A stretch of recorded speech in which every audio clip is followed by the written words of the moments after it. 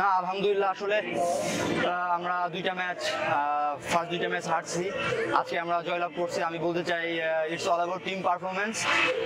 আসলে আমার প্রত্যেকটা টিমমেটসের কারণে এটা সম্ভব হয়েছে। ফার্স্ট হাফ আমরা একটু ছিল, শেখি ছিলাম আমরা, বাট সেকেন্ড হাফে আমরা এটা রিকভার করছি। তো আলহামদুলিল্লাহ, আল্লাহর কাছে লাখ লাখ শুকরিয়া। আমরা 3 পয়েন্ট পেয়েছি, এজন্য আমি আসলে আমার all the team members, coaching staff সবাইকে থ্যাঙ্ক জানাতে চাই আমার পক্ষ থেকে।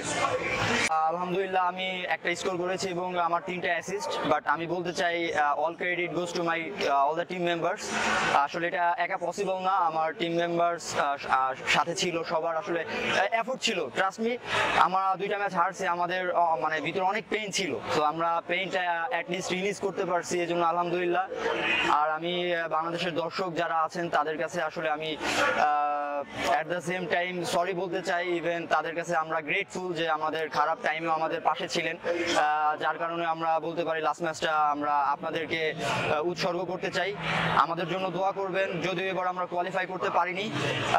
ইনশাল্লাহ আমরা চেষ্টা থাকবে ধারা, লাস্ট ম্যাচের পারফরমেন্সের যে ধারা, এটা অব্যাহত রাখতে এবং আগামীতে ইনশাল্লাহ কোয়ালিফাই করতে। আমাদের জন্য দোয়া রাখবেন সবাই। Thank you so much. আলহামদুলিল্লাহ, মানে বাংলাদেশের প্রথম কোনো আন্ডার-23 ম্যাচে বাংলাদেশ দল জিতলো। সো সেই টিমের অ্যাজ এ কোচ হিসেবে এটা মানে ভাষায় প্রকাশ করা যাবে না, বাট এই টুর্নামেন্টে আমাদের জন্য প্রোগ্রেশন ছিল।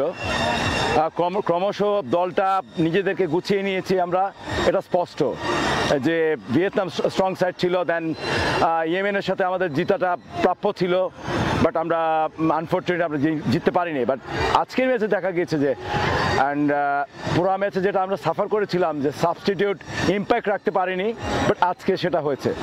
So it's a different team, progression clear, এবং আমি আবারও আলহামদুলিল্লাহ আল্লাহর কাছে শুকরিয়া যে আশা করি যে এখান থেকে আমরা ন্যাশনাল প্লেয়ারদের খুঁজে পাবো ভবিষ্যতের, যারা বাংলাদেশ টিমকে লিড দিবে।